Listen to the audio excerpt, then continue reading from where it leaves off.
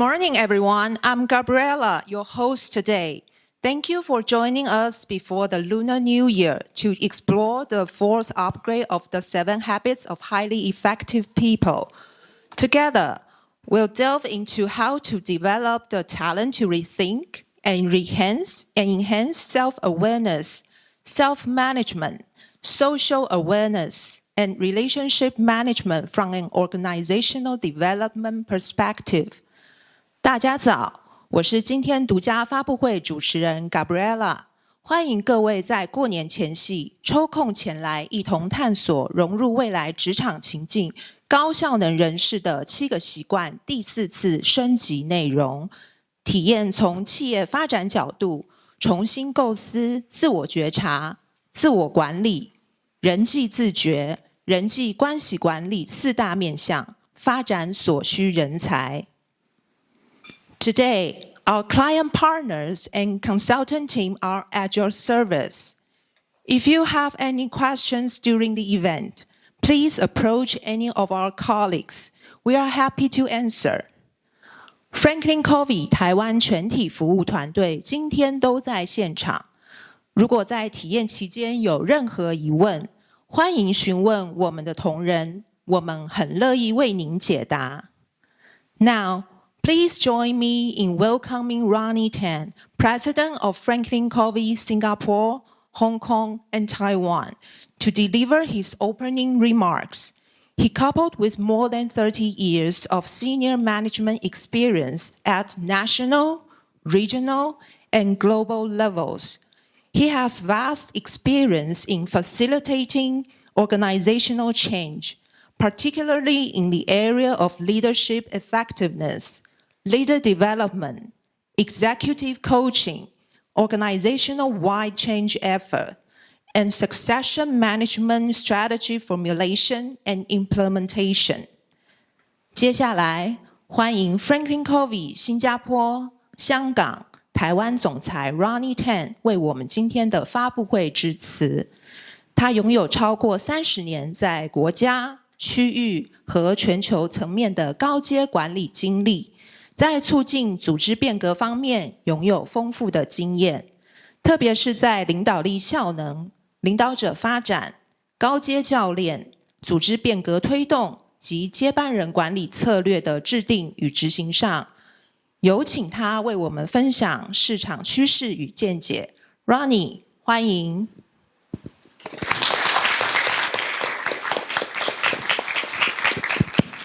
大家早上好。好哇，非常响亮的一个反应，非常棒。所以，我这一段是非常短暂的，因为今天的主角是 Catherine Nelson， 可是他们要求我说做一些热身。所以我想跟大家分享的就是过去的35年 FranklinCovey 在全球对人，特别在领导力上的影响都是非常正面的。7个习惯对大家都不陌生，可是很多人在接触7个习惯之后，好比我本身，早在25、28年前我就看过这本书，可是看了书之后，我觉得说，蛮不错。10多年前我接受了他的训练，也觉得很好，就是停留在那里。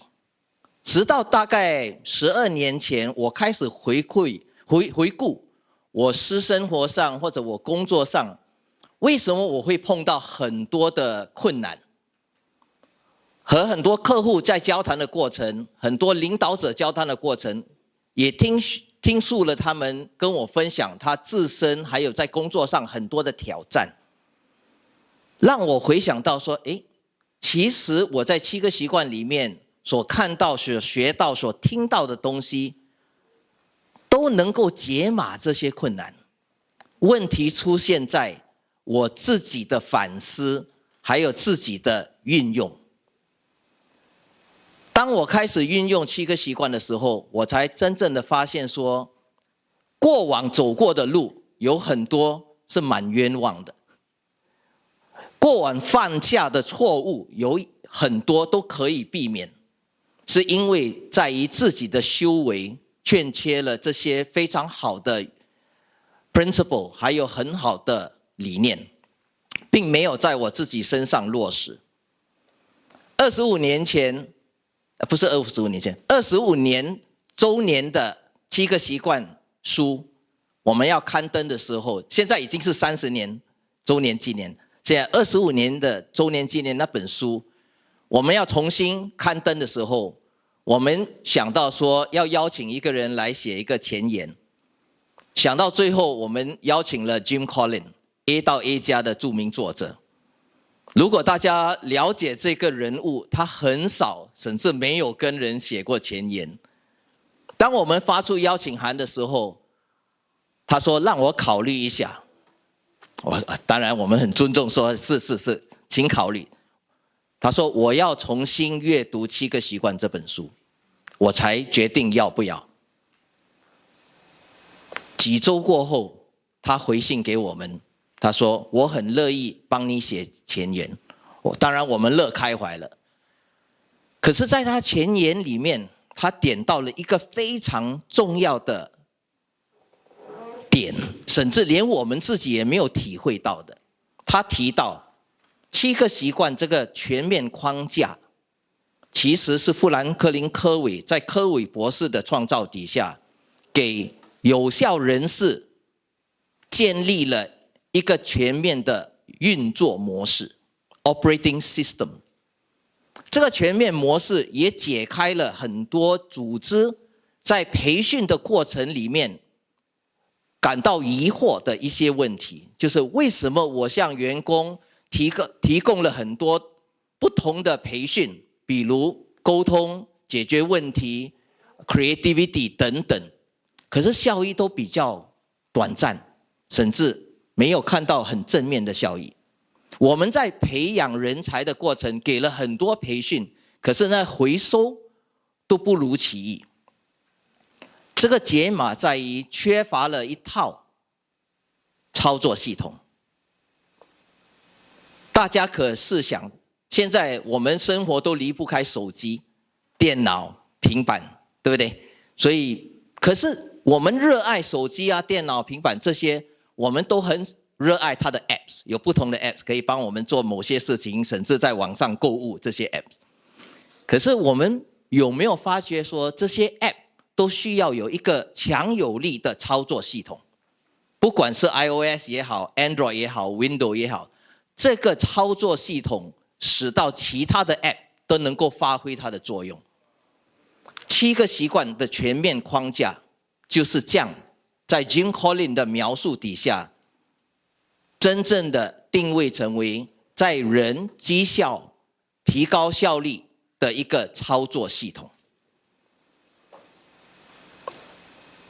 今年的全球发布会在160几个国家展开，在新加坡、香港、台湾，我们也陆续的展开。在整个筹备的过程，我们考虑了由谁来发布，当然有其他的选择，可是到最后我们想到说，最能帮我们发布7个习惯 5.0 版的，就是 4.0 版的创造者。所以 Catherine Nelson 在 FranklinCovey 服务了25年，有将近20年是在美国总公司。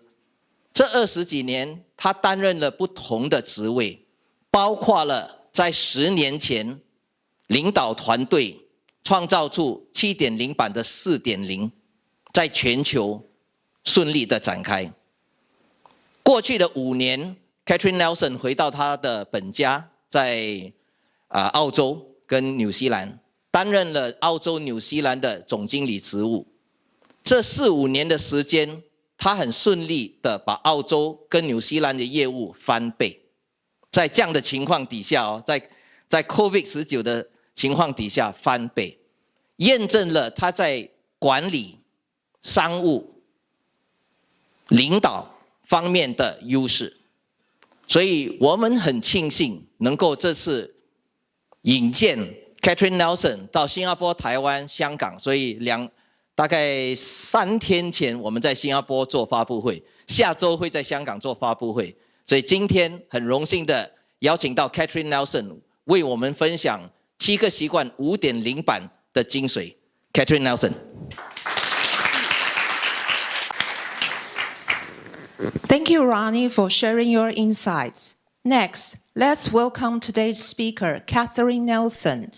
With over 20 years of international experience, she deeply understands the challenges and opportunities organizations face daily. Catherine firmly believes that fostering leadership at all levels is a key driver of employee engagement, helping global organizations become more effective. 谢谢 Ronnie 的分享。接下来有请今天的主讲者 Catherine Nelson 进行精彩的分享。她在国际间工作20多年，深知企业每天面临的挑战和机会。她坚信，在各个层面培养领导力是促进员工投入的关键途径，并协助全球组织变得更具效能。Catherine, over to you. Thank you very much. That's so kind. Well, good morning, everybody. Good morning, everybody. Oh, it's so good to be here. Do you know, this is my 3rd visit to Taiwan, each time doing some things for FranklinCovey, and each time I have felt so warmly welcomed. It's just a wonderful place to be. I have been with FranklinCovey for a long time. I am a FranklinCovey dinosaur. So I actually read the 7 Habits book back in the 1990s. I had just finished university in Australia, and I was on a backpacking trip through the United States, and somebody gave me a copy of the book. And I was in my 20s at the time, and it had such a profound impact on me. And I remember thinking, wow, there are ways of being effective that I had never, ever thought of. And I remember thinking at the time, wouldn't it be incredible to work for a company like that? Well, little did I know, although I think it was always in the back of my mind, I ended up going and doing my postgraduate studies in the United States. And about a year after I graduated, I got a job at FranklinCovey. And I have been with FranklinCovey now for 25 years. This is my 25-year anniversary. So it's a long, long time. I want to tell you a little bit about FranklinCovey. I'm going to put my glasses on so I can see all these beautiful people at the back of the room. This is a very long room, and so I want to make sure I can see everybody. Okay, so I want to tell you a little bit about FranklinCovey and who we are. This is our mission statement. In fact, I led the team that developed the mission statement, and as we were working on it together, we said, what is the one thing that FranklinCovey is going to do better than anything else? And for us, it's about enabling greatness. We believe that every person can achieve their own full potential, but it's not going to happen by chance. It's not going to happen accidentally. It has to happen intentionally.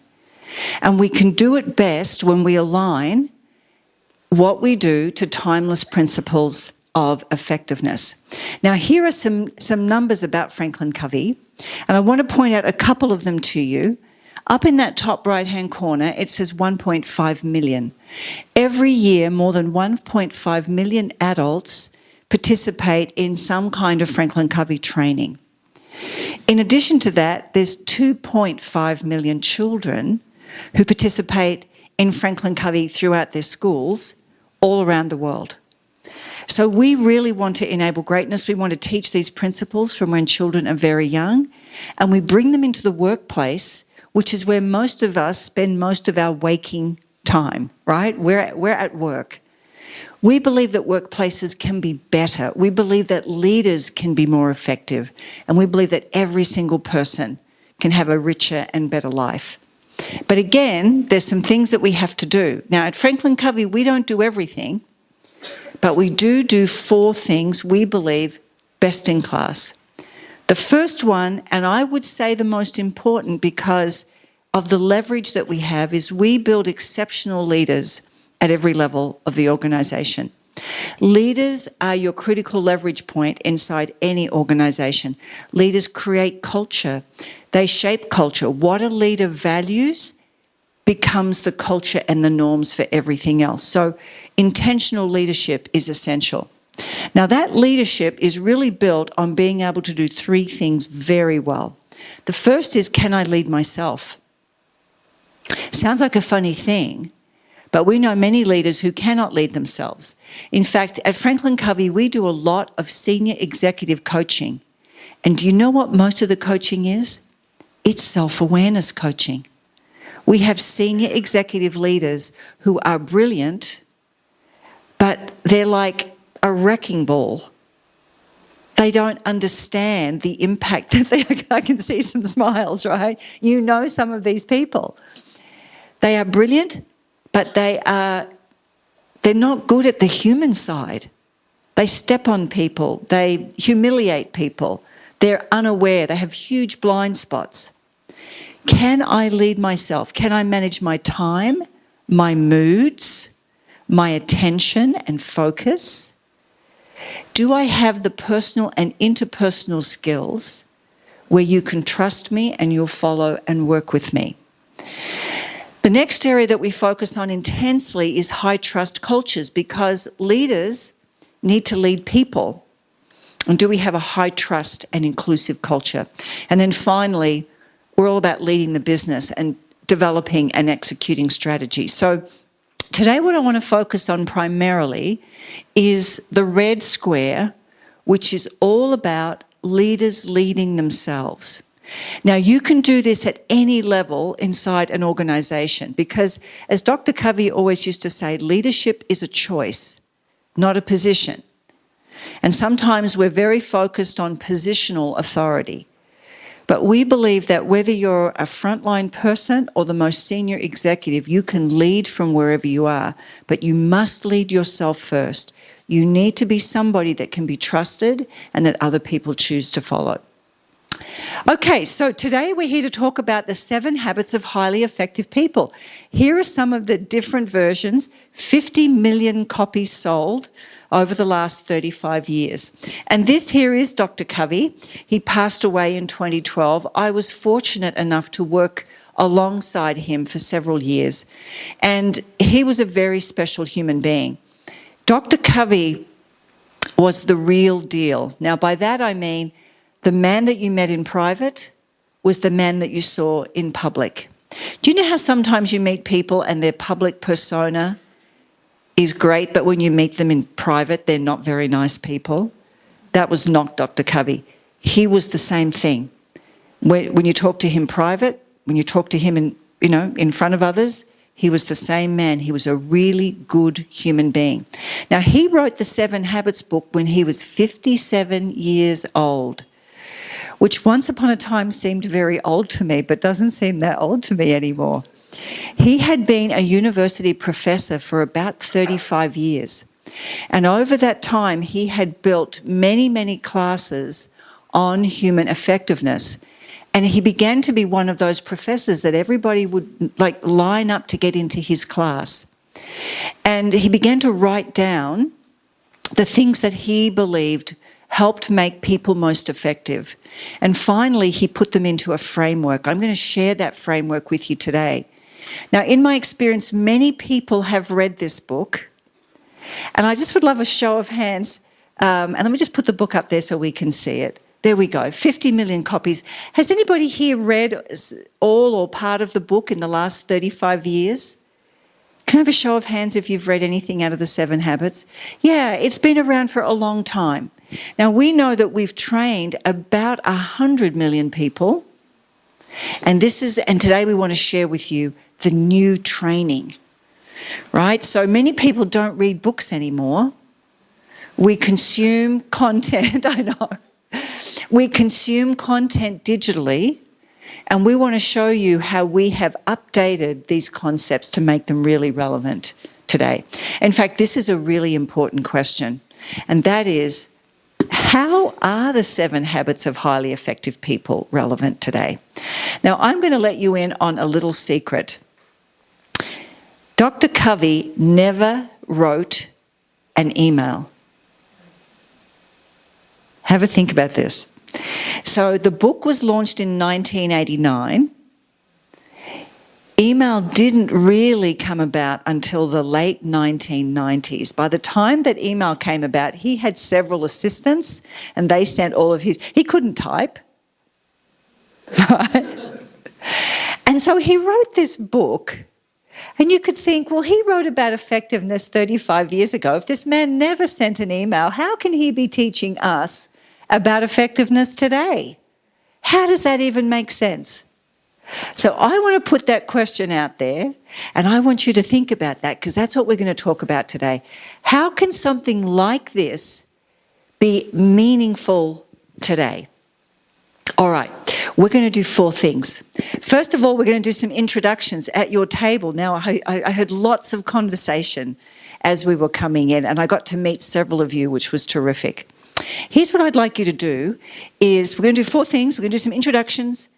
We're then going to talk about why would we care about these skills today. We'll have about a 10-minute break, and then we'll come back. I'll showcase a little bit of the 7 habits so you'll kind of get a feel for how we teach it. And then we'll finish up with some next steps and hand some time over to Jenny, who's the GM here in Taiwan. So that's how we're going to run today. But let's get started with this first thing, with our introductions. And at your tables, here's what I'd like you to do. I'd like you to introduce yourselves to everybody, okay? And then just take note. Now, you're going to have to be really fast because we don't have a lot of time this morning. But share your name, your role, the organisation that you're in, and then 2 questions. So what challenges are you seeing with personal and interpersonal effectiveness inside your organisations today? Now, let me define those terms. Personal effectiveness. People planning, people being responsible, people being on time, being productive, and then interpersonal, people collaborating, being teams, sharing information, and working well together. So I don't want you to give away any corporate secrets. I just want you to sort of share some general ideas. What kinds of things are you experiencing? And then, what's the impact of that? All right, let's spend about 3 minutes. So really quick introductions, and let's start that conversation, and then we'll move on. Thanks so much. Let's go. Okay, let me ask you this. Do we have a couple of volunteers? And maybe it's some of our FranklinCovey people. Maybe it's just someone who's a very comfortable speaker. Just share 1 or 2 ideas that came up at your table. Do we have a couple of volunteers who'd be willing to share some ideas that you heard at your table? Can I call on a couple of our FranklinCovey people? Oh, over here, yes. That's right. And Jeannie, oh, thank you. It's over here to Jeannie. Jeannie, could you introduce yourself to the group and just tell us a couple of things that you heard? All right. 大家好，我是 FranklinCovey 的其中一位讲师哦。那我叫 Jeannie。所以刚才我们这个小组这边在提到的一些这个比较大的挑战呢，其中一个的话呢是关于新世代在现在的这样的一个环境当中，因为这个科技的变化，环境的变化，那这些 Z 世代都已经加入职场之后，他们在这个叫心理健康上面的这些需求也有了一些改变。那这个 FranklinCovey 在 personal effectiveness 跟这个 group effectiveness、team effectiveness 当中的这个其中一个挑战，就是怎么去做到这当中的这个连结，让他们看见他个人的这个 mental health 是企业我们就是作为企业主也应该也认同的一个部分。OK， 这是我们刚才这一组大概很短的时间里面有机会提到的部分。Yeah. Thank you. I think I caught some of that with my some interpretation here. Thank you very much. One more person. Somebody else. Thank you. 好，各位大家好，我也是 FranklinCovey 其中一位讲师，我叫做 Ricky。那刚才呢，在很简短的时间之内，我听到比较多的，除了跨世代之间的合作之外呢，比较多的就是很多的伙伴呢，他们在自己的工作当中非常的专业，但是如果要跟其他的人、其他的部门合作，甚至是跟其他国家的同事合作，这是碰到比较大的挑战。好，那这个当然在我们 FranklinCovey 里面讲到的其中一个习惯是在讲collaboration， 如何自己做得好之外，也能够跟其他人一起为这个公司、这个组织做得更好。好，那这是我们小组里面提到一些的分享，谢谢。Thank you very much. Did anybody else, as you were listening, did you have similar challenges come up at your tables? Things that you're experiencing that were the same? You know, we've asked these questions now. I've done these kinds of events through Asia Pac, asking these questions. In Australia, we've been in Singapore, we're here in Taiwan, I've been in New Zealand. And the issues are very similar. One of the things we hear a lot about is cross-generational in the workplace, very different values and people working together. We hear about some of the challenges of remote work. We hear about psychological safety. We hear about just different ways that people work today, different cultures, cross-border cultures, and coming together and working. So while we all might be in different locations doing different things, there are some things that really feel very similar right across the world. And I want to share with you some things that we've seen that have been some global trends that have been happening. And I want to start first and foremost, and some of you have already noticed that there are page numbers in your booklets. If there's not a page number up here, there's not a page in the booklet, but where there is a page number, there is. I should have mentioned that earlier, so just letting you know. Okay? So these are changes in the way that we live, and 4 very significant changes that have happened. The first one is that in many countries around the world now, what we've seen is a disconnect from traditional cultures and traditional values. Now, this shows up in different countries in different ways. But in many Asian countries, for instance, young people are saying, I don't necessarily want to do it the way that you did it. I want to, I'm sort of more interested in individual things rather than communal and family things. We see this in Western countries where people no longer go to churches, or the kinds of things that were often the values-driven way that we instilled values across generations. We've had a massive shift in the last 20 years, and it escalated during and after COVID. So we've seen a very big shift where people are saying, I'm not that interested in being involved in the way that things have been done before. The second thing that we've seen is that we actually have more connections, but fewer that are meaningful. So let me tell you a little bit more about that. So many of us are on social media. We might have 500 or 2,000 followers or friends. And yet in the year 2000, the average person had between 6 and 8 good friends, people that they could just be themselves with. In 2022, it was somewhere between 2 and 3. Young men particularly have really noticed just a complete decreasing in the number of friends that they have. In fact, it's something like 20 or 25% of young men will say that they have no friends at all. Now, this is a really big problem because we have a loneliness epidemic, and it affects all generations. But people are more lonely and more isolated than they have ever been. Here's the third thing. What we're seeing is that we are extremely busy, the busiest that we've ever been. Now, if you go back 100 plus years, if you were a gentleman or a gentlewoman, you didn't work, right? Work was actually seen as something that only lower class people did. Now, that is very, very different. What's our hallmark of success today is professional success, and people will just wear the badge, I am crazy busy. I am so busy, and being busy has almost become a title that means that you're important.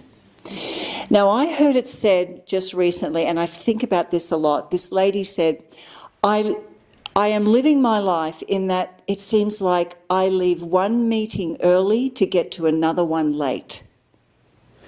We are back to back with no time to think or process. We have decision fatigue. The average knowledge worker is making about 20,000 decisions a day. Our prehistoric ancestors might have made 20,000 decisions in a year. We're making them in a day. We still have the same prehistoric brain, and that brain is flooded with dopamine.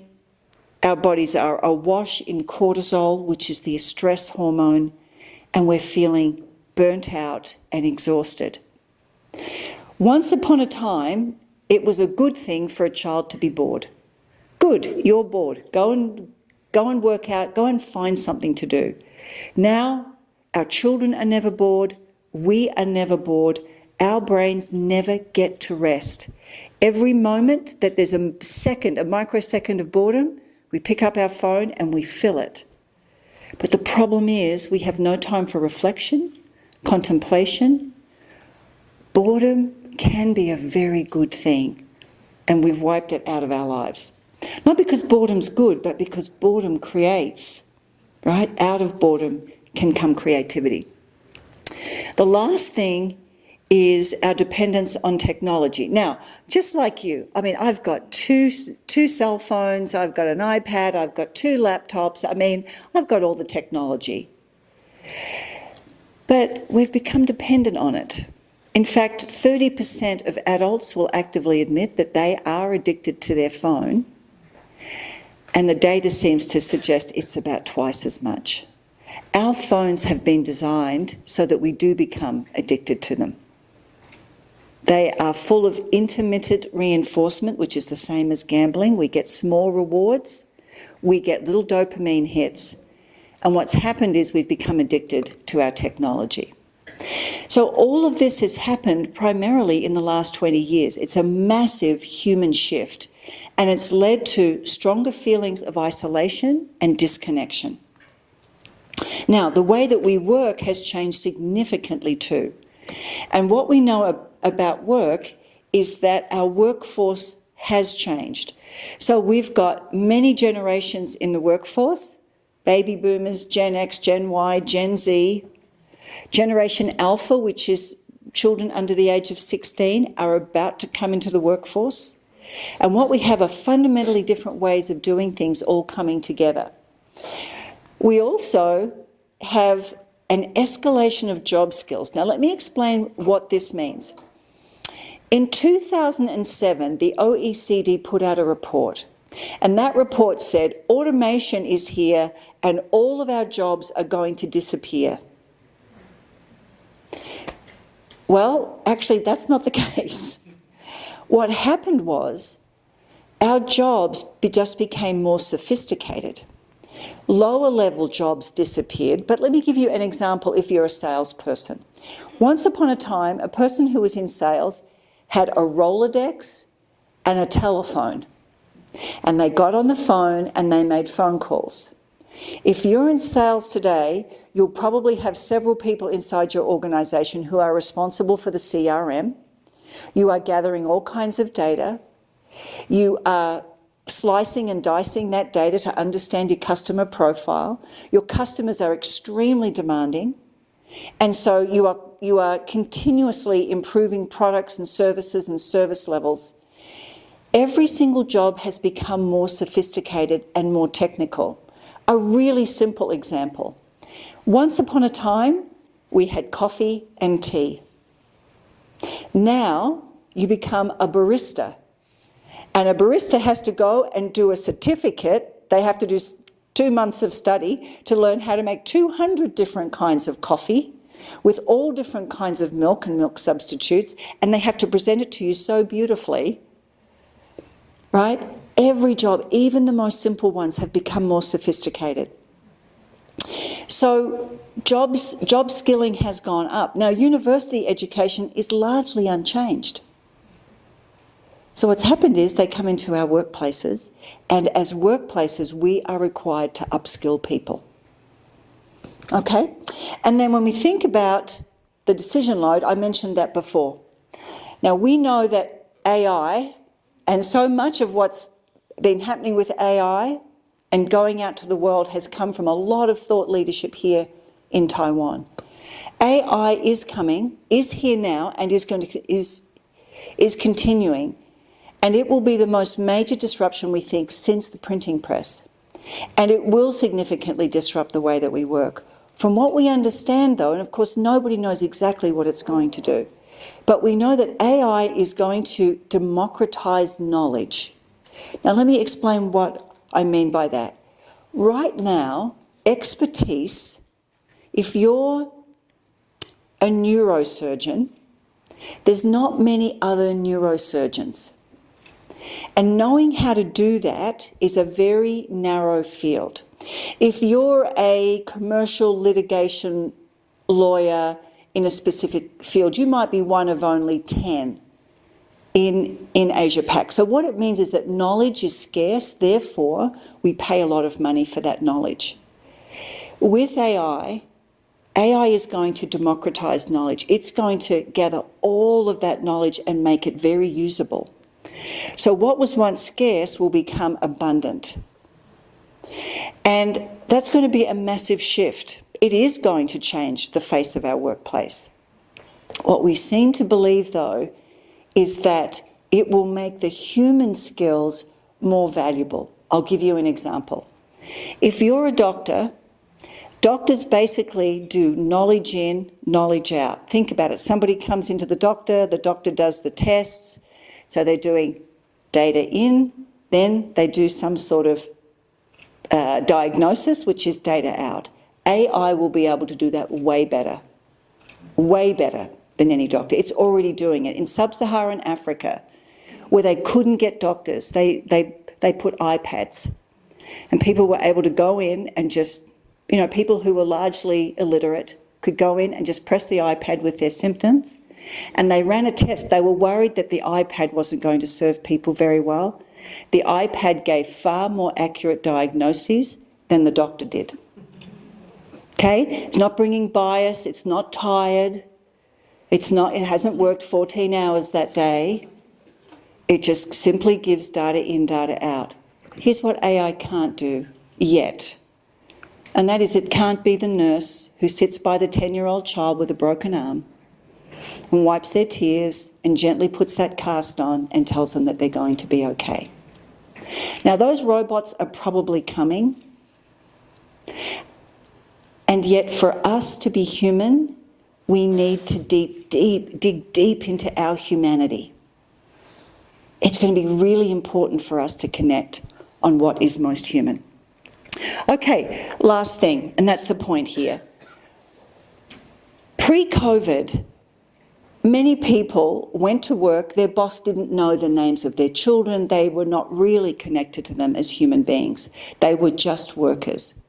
But during COVID, when we were working from home, we got to see into people's homes. We got to see their kids, their pets, their messy kitchens, right? We got to see real people.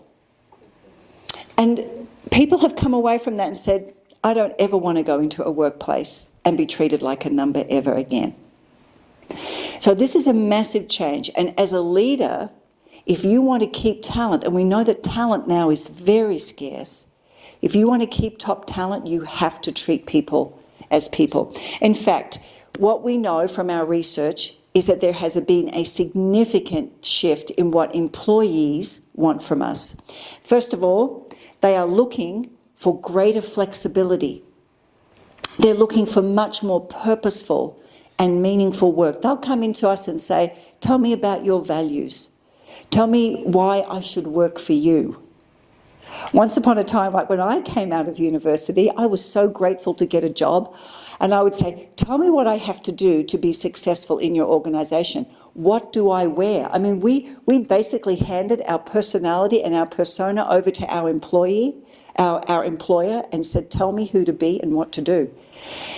People are coming into the workplace today and saying, I want to wear whatever I want to work. I want to bring my dog with me. I don't want to work on Friday afternoons. And I don't want to work for a company whose values I don't agree with. So it's been a massive shift. And then finally, as I mentioned, they want to be treated like a whole person. Now, why does this matter? Again, We have a major war for talent. We are trying to attract and keep great people. And if we're not aware that this is what great people really want, then we're going to lose the best people inside of our organisations. All right. A little over a year ago, McKinsey came out with a study on the future of work. And they identified only 56 skills that we all need to be really good at to be effective. 56, okay? Now, they did put them into boxes so that we could kind of break them down. So the first one is the idea that we need cognitive skills, and then we need self-awareness and self-leadership skills, and we need interpersonal skills, and we need digital skills, right? These are 56 skills. Now, this can feel pretty overwhelming. That's a lot of skills. But as I looked at them, I thought, well, actually, if I look at the human skills, almost 3/4 of the future of work skills, according to McKinsey, are human skills. They're things like, can I listen? Right? They're things like, can I role model? Can I create win-win negotiations with others? Can I collaborate? Can I empower?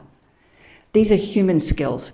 One of the really important things about human skills, sometimes in the past we've called them soft skills, which kind of makes them sound weak. I like to think of them as power skills or as accelerator skills. Think about this. Think about your best IT person. Or let's say that you had 5 very good IT people and they were in IT support. 4 of them are really good at IT, but terrible at interpersonal skills. And 1 is really good at IT, is a fantastic listener, asks good questions, can simplify information, can come back and provide different alternatives, is patient and is a good coach. Which one do you want on your team? You want that 5th one, right? We have focused heavily on digital skills, but the accelerator, transformational skills are when you get high levels of competence and then you put the interpersonal skills on top. This is a study that came out from Josh Bersin. Some of you may be familiar with him. He's probably the premier HR guru in the United States. And his team looked at the kinds of skills that different generations feel like they need more help with. And so you can see you've got baby boomers and then Gen Xers and millennials, and we're looking at entrepreneurial skills and functional skills and digital skills. And it kind of makes more sense, right? You've got your baby boomers saying, I need more help with digital, but your millennials don't really need a lot of help with digital. They're pretty, many of them are digital natives. They were born with an iPhone, right? But look at what they do need. Look at what they are asking for. The social emotional skills. They are hungry for social and emotional skills. They know that their technical and digital skills are strong.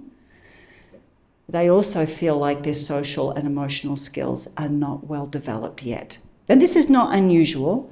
Most of us, when we were in our 20s, didn't feel like we were really good with social and emotional skills, but it's particularly true for this generation. I showed this slide at an event in Sydney. I had a lady jump up out loud in her seat and say, "That's my business case back to my boss." That one slide, the idea that young people are really hungry for these skills. All right, so let's talk about the 7 habits. And why do they matter so much today? Ronnie talked about Jim Collins, who talked about the 7 habits as being an operating system. To me, the 7 habits is a framework. It's been said that a picture paints 1,000 words. I think a framework is like 1,000 pictures. A framework is like a map. And so I can work my way through that map and I can learn a skill. And I want to introduce to you the 7 habits framework. This is what Dr. Stephen Covey put together at the age of 57 when he pulled all of his life's learning into what makes an effective human being. So I'm going to walk you through it, and then I'm going to have you spend a little bit of time thinking about where are you strong personally and where have you got some opportunities to get better, okay? So here's what we know. Most of us, well, all of us come into this world as dependent human beings. Little newborn babies can't do anything. Dependent, except cry, and they cry a lot, right? So dependence is all about you. You are responsible for me. And there's a normal age and stage to be dependent. Now, if you're 35 years old, living at home and saying to your parents, you are still responsible for me, maybe not, right? Maybe you've missed something there. If you have people coming into your workplace and they just wait for orders, they are dependent, they're not as valuable to you as employees who are independent. Independent means I can lead and manage myself, right? I'm fully functional. But we know that independence is a necessary but insufficient skill, that the most effective people live in a state of interdependence. Interdependence means I'm able to lead and manage myself, but I'm also able to work really well with you. And together we can create great outcomes. We do this in our personal lives, we do this in our professional lives. Now, Dr. Covey identified that there were 3 distinct habits or sets of behaviours that if people did habitually would move them from being dependent to being independent. So the first one he called be proactive. I'm going to share a little bit more about this habit after the break. Be proactive basically means I am fully responsible. I am able to lead and manage myself, and I take full responsibility for the outcomes. I don't blame you. I don't come in and say, you made me so mad. I say, oh, I didn't handle that very well. Or I say, I am completely responsible, okay? Habit 2 is called begin with the end in mind. It is a habit of vision. Once I understand that my life is up to me and that I'm responsible, I say, well, what outcomes do I want to get? What's my vision? What's my goal? Beginning with the end in mind can be all about writing a personal mission statement. It can also be about having a meeting, or even just before you send a text thinking, what do I really want to have happen from this text? Do I want to just vent, or do I want to build a relationship? Beginning with the end in mind is creating some space and thinking about outcomes. Habit 3 is called put first things first. Habit 3 is the habit of execution.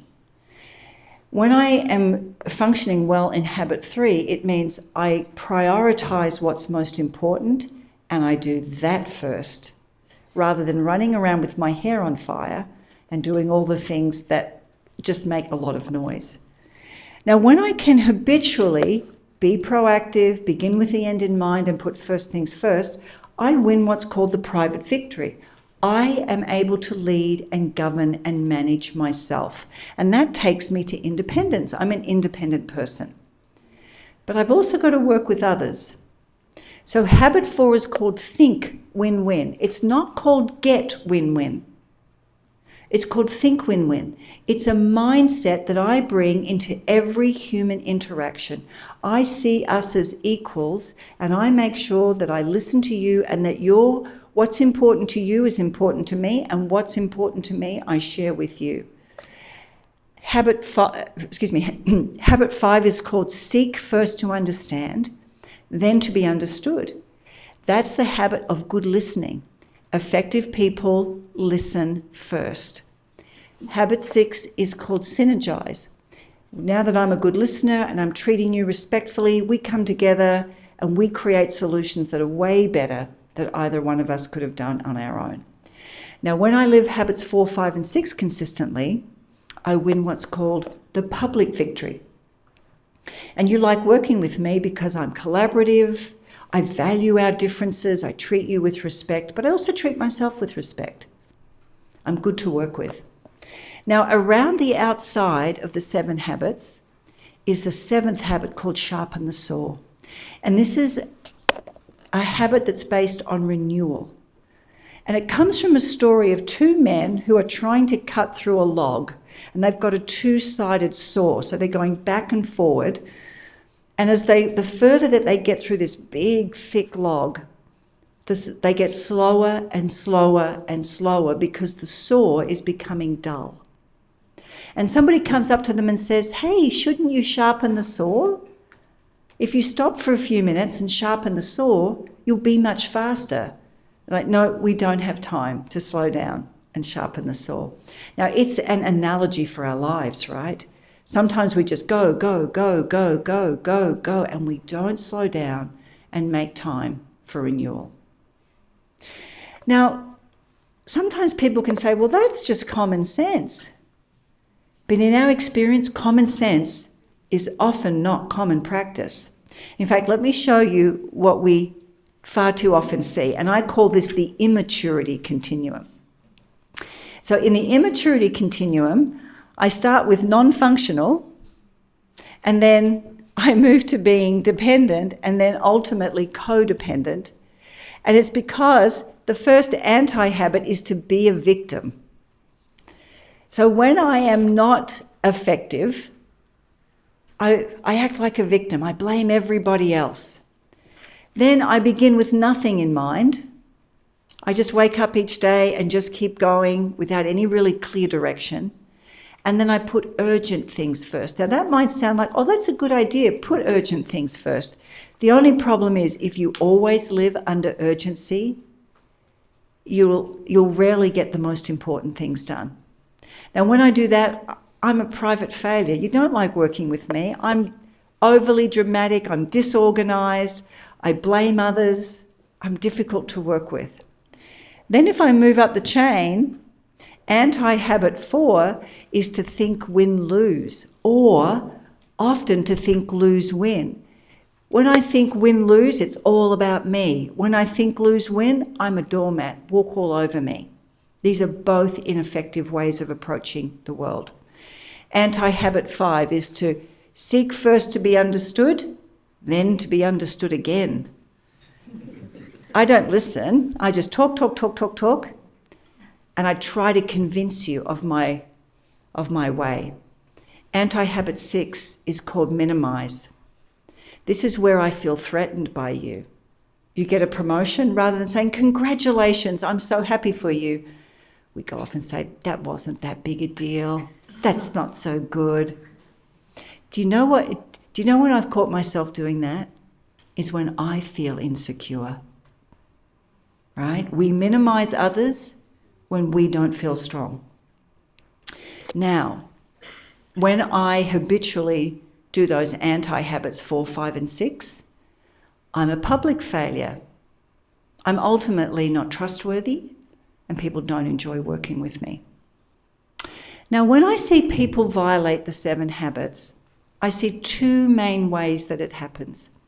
Sometimes some people have just never been taught, and they habitually live like this. They're always angry, they're often frustrated, they blame others, and their life is difficult.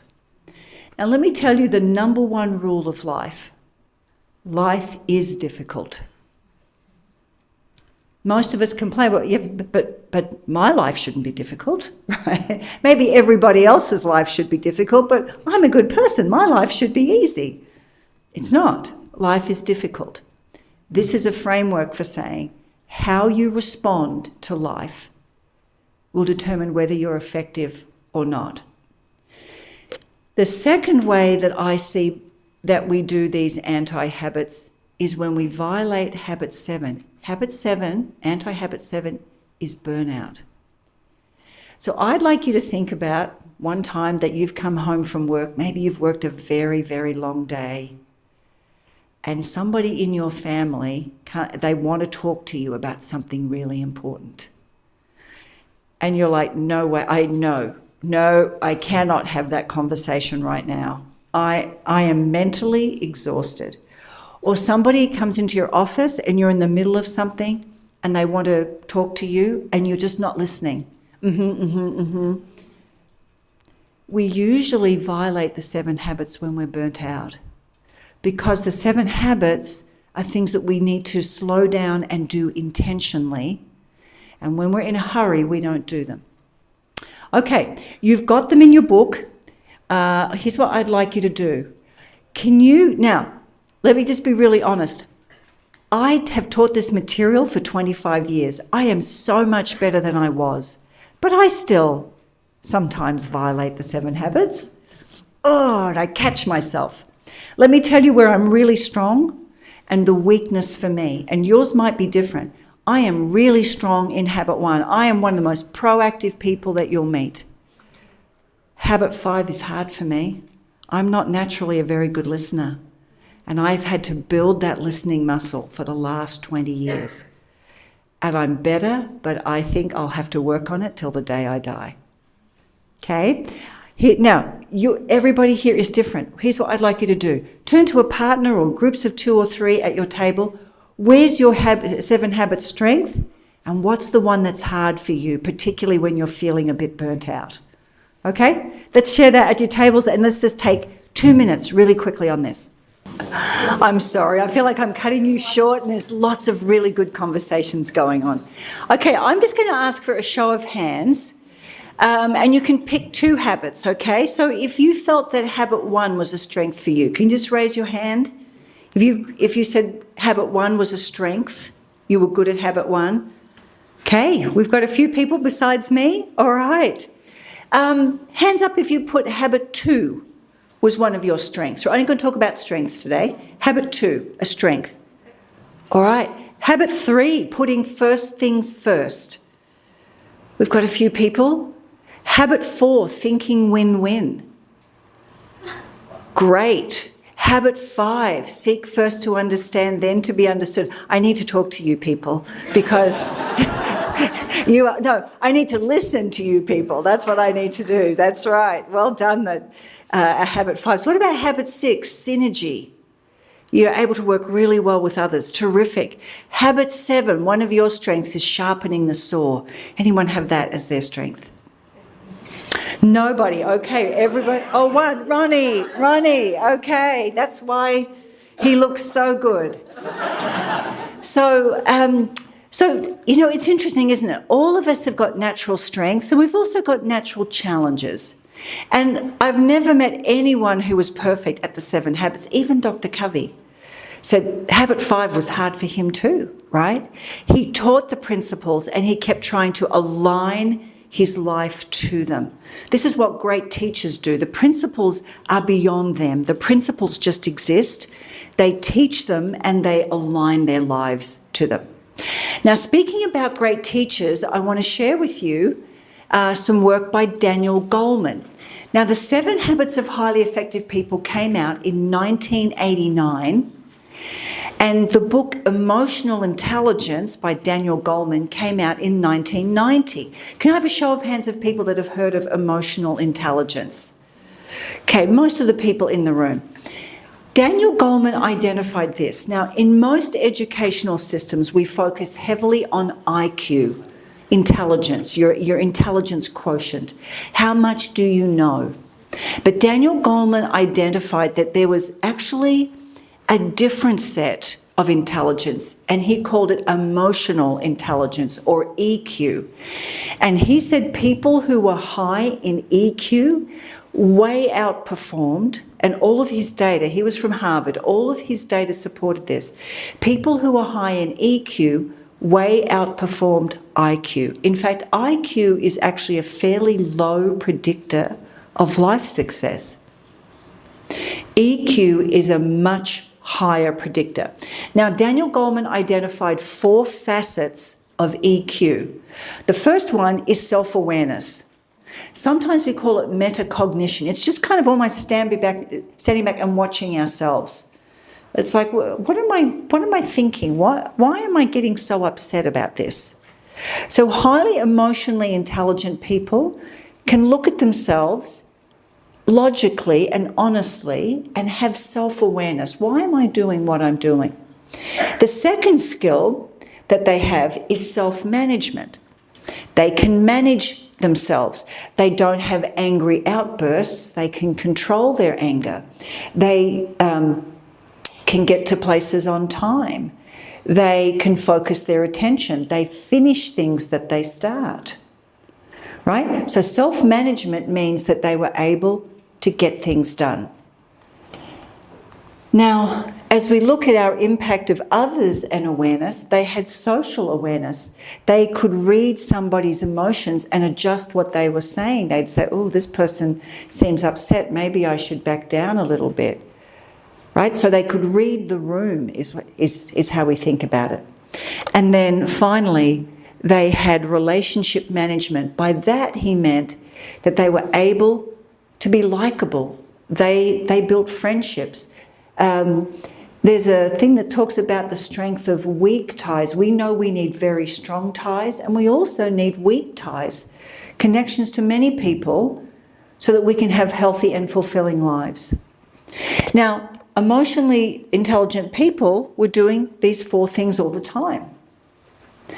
And as he looked at the research in emotional intelligence, here's what he said. It's a very long quote, but I want to share it with you because it's so important. He said the most effective leaders, now he was talking about leadership, and remember we said leadership is so important. The most effective leaders are all alike in one crucial way. They all have a high degree of what has come to be known as emotional intelligence. It's not that IQ and technical skills are irrelevant. They do matter, but they are entry-level requirements for executive positions. My research, along with other recent studies, clearly shows that emotional intelligence is the sine qua non. That means the very top, the pinnacle of leadership. Without it, a person can have the best training in the world, an incisive and analytical mind, an endless supply of smart ideas, but she or he still won't make a great leader.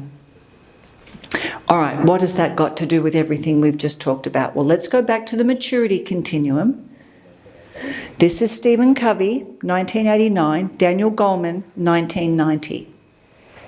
If we look at how we build self-awareness and self-management and social awareness and relationship management, it is a direct one-on-one with the 7 habits. So 1989, 1990 was when the world began to understand IQ isn't enough. Emotional quotient is actually your accelerator. It is the thing that you need to be truly successful in life. In fact, when we think about it this way, do you remember how we talked about soft skills? They're actually really hard skills. Being a good listener can be really hard for some people. Creating space and having a plan, prioritizing our work, saying no, and having effective boundaries, right? These are the hard skills. They're little things, but they become really big things in terms of our effectiveness. Just before we take a break, I want to introduce 2 other ideas for you to think about. When we talk about the 7 habits came out in 1989, Stephen Covey was very clear that he was introducing to the world timeless principles. I'll give you an example of a principle. Because principles are timeless, they are universal, they're self-evident natural laws. We just kind of get it. So trust is a timeless principle. Whether I'm here in Taiwan or I'm in Australia or I'm in the US, if 2 people don't trust each other, that relationship will suffer. Trust is like gravity. You can say, I don't believe in gravity, and then step off a building, and gravity will still be in effect, right? You can say, I don't need trust in this relationship,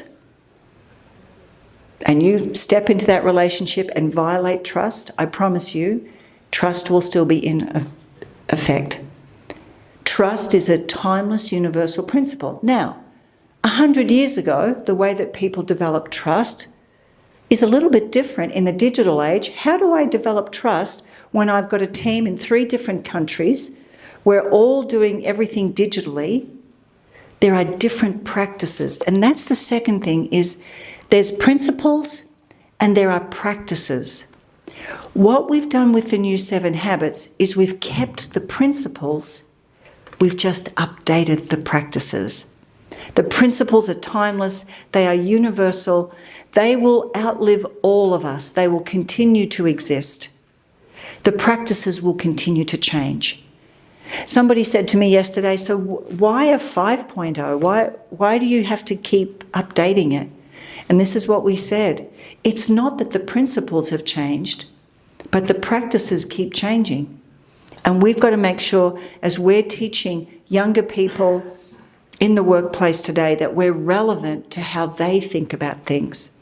Teach them the principles, update the practices.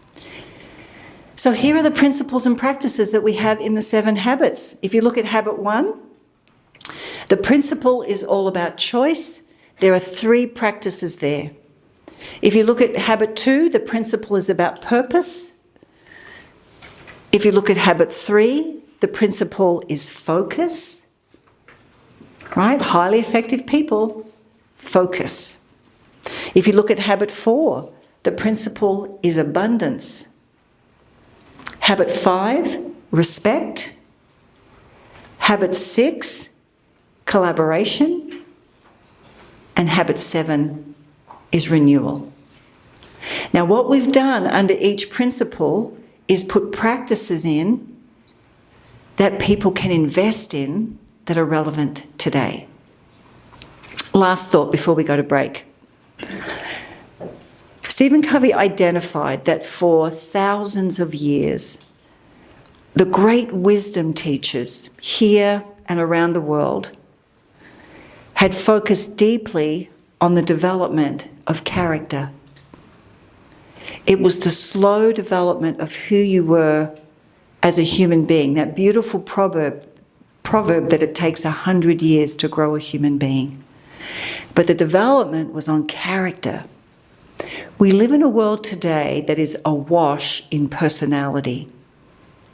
Now, these are 2 very different things, and often we forget the difference. Character is inside out. Character is slow. Character takes time to develop. Character means making hard choices. Character is based on timeless principles.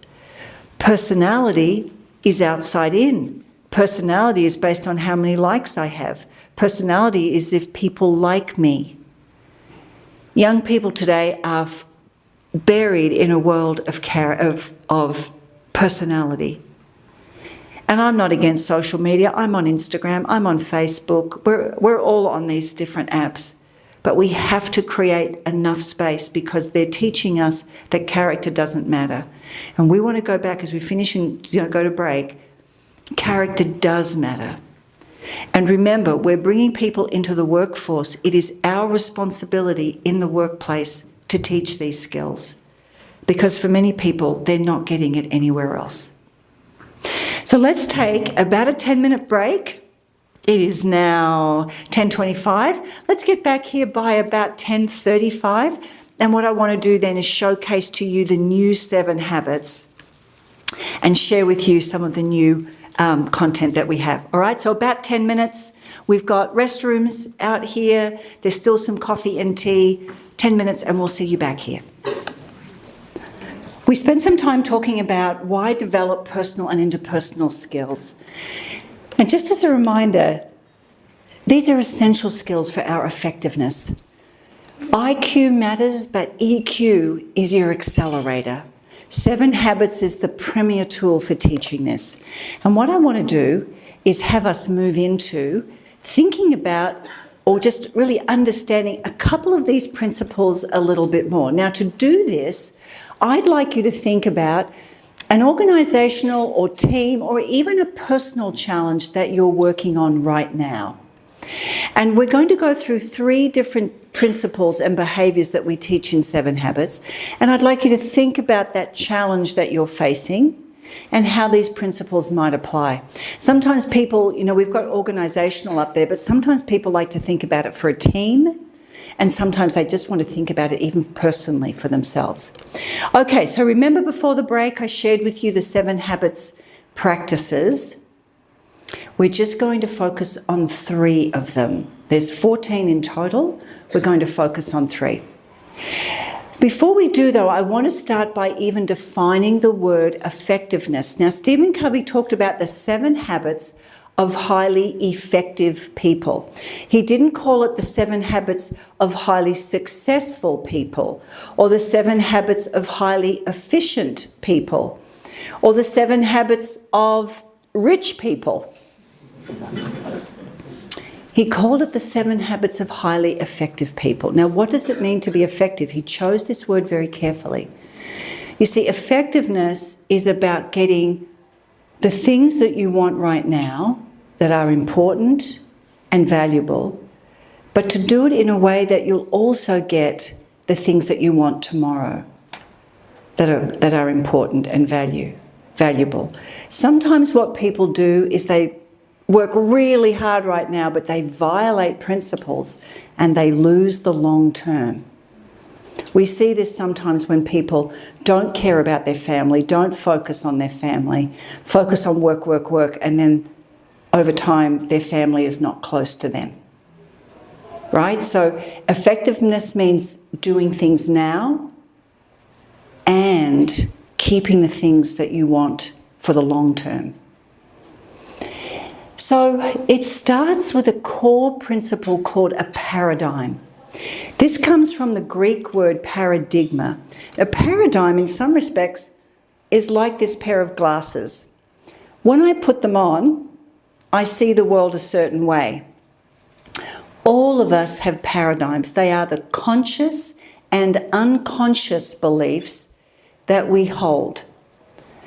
And many of our paradigms we've learned from when we were very, very young. Paradigms about ourselves, paradigms about others, paradigms about life. So we learn different beliefs and we bring those beliefs, those paradigms into every single situation. Now, Stephen Covey said this, and he was involved in training and development for much of his career. He said, if you really want to change behaviour, if you just want to make small changes, focus on behaviour. But if you really want to make big changes in your life, focus on paradigms, focus on your beliefs. To illustrate this, I want to share a video from our new 7 Habits 5.0 that introduces this idea of paradigms. And then we'll come back and talk a little bit about some paradigms and how by seeing things differently, we can do things differently. So let's take a look at this. In the modern world, things happen instantaneously. It's one of the miracles of the way we live today. But it also leaves room for uncertainty. And this uncertainty provides plenty of space to fill in the gaps with our own paradigms.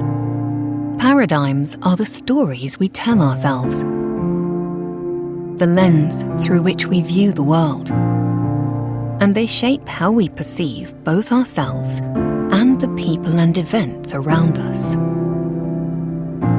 When our paradigms lead us to negative places, we tend to project that negativity on the things we experience,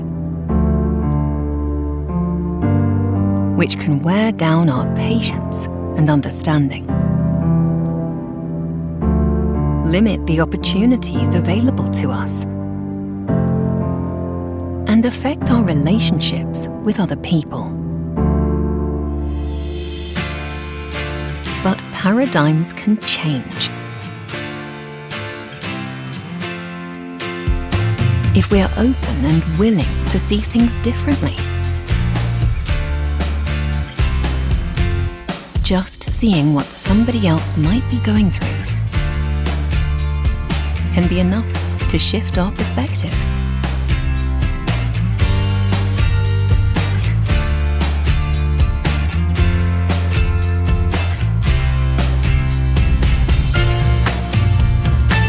Which can change how we see the world.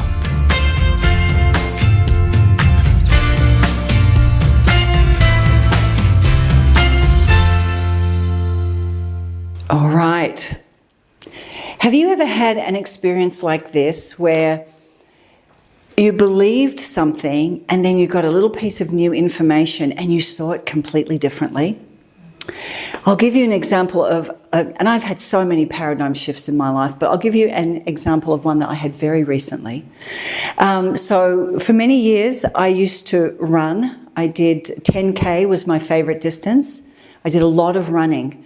And then I hit my 50s and I just didn't have the energy anymore. And so I stopped running and I just started walking, and then I started doing cardio, and I thought, that's it, I'll just go to the gym and I'll do cardio. And I had somebody say to me, Catherine, you really should lift weights. And I'm like, I'm not going to lift weights. What's the benefit of lifting weights? It sounds like very hard work to me to lift weights. And also when you go to the gym, it's the tough guys that are overlifting weights. And I felt really sort of like, well, that's kind of weird if I go over there and lift weights. And then a few weeks ago, I was listening to a podcast, and there was a man on that podcast who said, the person who will get the most benefit out of lifting weights is actually women. Ooh, paradigm shift. How is that possible? And he said, for this reason. Men are naturally strong, and so when they lift weights, they do get stronger, but most of that strength isn't very helpful day to day. Most men are not required to lift 100 kilos most days. But a car door is always as heavy as a car door is, whether you're male or female. A carry-on bag, lifting it up over your head, a 3-year-old is just as heavy whether you're male or female. And when a woman lifts weights, her life gets easier. She becomes much stronger, and those things get easier for her. Not only that, she builds bone density, she builds muscle mass, she revs up her metabolism, she gets a better mood. He went through all of the benefits, and I had this massive paradigm shift that lifting weights would be a good thing for me. Now, for 2 years, I tried to convince myself to go in and lift weights, and my heart wasn't in it, and I didn't really do it. I have lifted weights 3 times a week since then. Because what changed? My paradigm, my belief. And because my belief changed, my behaviour changed almost instantly. This is the power of a paradigm shift. See, sometimes we try and get ourselves to do something, but we're not doing it. And the reason is that underneath, we actually believe something else. So I'll give you an example that we see sometimes show up in the workplace. So this is the model that we use. We call it see, do, get. Those of you that are familiar with the 7 habits, this is one of the principles that we're keeping. This is the see, do, get model. And basically what it says is, what I believe, my paradigm, will determine what I do, which will create the results that I get, which will determine what I believe. Now that I've been lifting weights, I can get up and down out of a chair really easily. And now that I can feel the difference, I'm more excited about lifting more weights. Okay, so when I start getting results with my new behaviour, I'm more likely to continue that behaviour. Now let's just say that you're a leader and you go to a management training, and deep down here's what you believe. I know I'm a leader, but boy oh boy, it is so much better because if I want anything done, I better do it myself. It takes way too long to train people. So I might be at a leadership training telling me to delegate, telling me to coach, but what I really believe is if you want to get it done, do it yourself. Have any of you had that belief? Because I certainly have, right?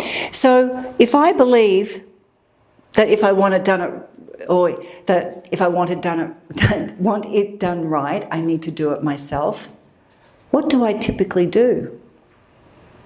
I do everything. I work really long hours. I might micromanage other people when they do things so that they do it exactly the way I want it done. And then what do I get?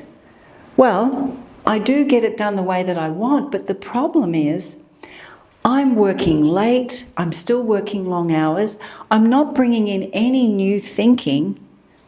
It's just exactly how I wanted it, but it looks good, so I believe, there you go. It's important that I do it myself. But if I had a fundamental shift and I believed, actually, do you know what? The most important thing for me as a leader is to build the capability of others, then what do? Well, I clarify expectations, I teach people what to do, I extend trust, I hold them accountable, and ultimately, while it might be slow at first, I start to build other people. And then they bring way better ideas than I would have done on my own. And then I continue to believe, see, this is a much better way. So sometimes if we want to change our behaviour, we have to really challenge our paradigms. I had a friend, a very dear friend of mine, and she's got a son who's in his early 20s, and he's really struggling right now, and she's been trying lots and lots of things to help him. And she sent me a text just last week, and she said, I've come to realise that what I think about parenting may be wrong. For a long time I've believed my job was to help him be successful. And what I'm realising now is that my job is to teach him the skills so that he can be successful. And she said, it's made me start to behave differently in terms of how I'm parenting. So think about a result that maybe isn't working out for you and go back and think about, what do I fundamentally believe that might be not right?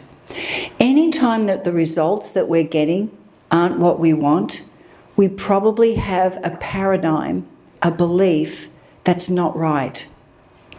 And so Dr. Covey was very clear that if you really want to change behaviour, focus on paradigms, this idea of see, do, get. What I'd like you to do is just turn to your manual. Everybody, I think it's on page 9. Everybody there has got a see, do, get. And I'd like you to think about a paradigm shift that you've had or a paradigm that you were aware of. What is it that you believe about a particular thing? What does that mean in terms of your behaviour? And what could you believe differently? And if you believe differently, what would you do differently? So just take a moment. I'm not going to ask you to share this with anybody else, but just put your own reflections about paradigms on page 9.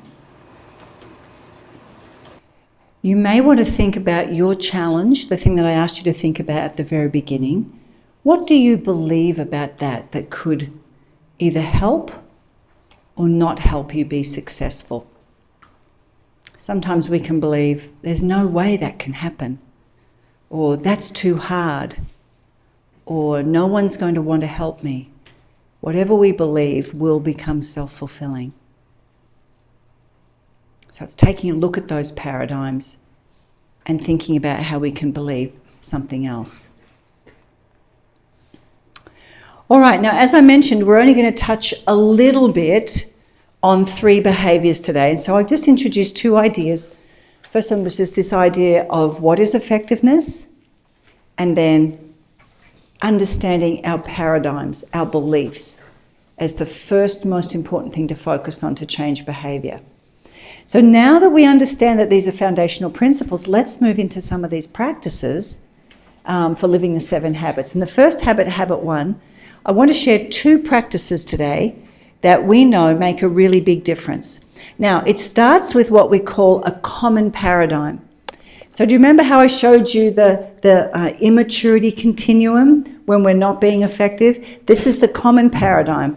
And when I'm not being effective, anti-habit 1, when I'm playing the victim, it's like, well, this is just the way things are. There's not too much I can do about it. A highly effective paradigm is very different. It says, I have power to choose my response. I'm always capable of making a choice. Sometimes our choices might seem very limited, but we can always make a choice. Okay, so I want to start with this first practice, which is pause and respond. Do you remember thinking about Daniel Goleman? Self-awareness. So we know that highly effective people pause and respond. We create space. And I want to start with a question. What triggers you Now, triggers is a funny word, but all of us have got things that kind of set us off, that just suddenly we get mad, or suddenly we pull back, or there's something, it's not coming from the front of our brain. We can feel it's automatic. It's coming back here from our limbic system. Each of us have got triggers. It might be a person that somehow whenever I start talking to this person, we just blow up and we get into an argument. Or it might be when I'm on the road, I'm a normal person, and then I get behind the wheel and I start yelling at people. Or maybe you have a dad that does that, right? So each of us have got triggers. I remember I used to work with a woman, and I found her really difficult to work with. And I just found that I was often snappy with her. I was not, something about her triggered bad behavior in me. We're all human beings, right? There are different people and different circumstances that we just know set us off.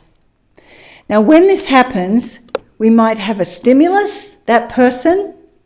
I see that lady walking down the hall and I feel the response. I feel that I'm immediately on alert, and maybe I'm a little bit cross, maybe I'm defensive, maybe she starts to speak to me and I snap back.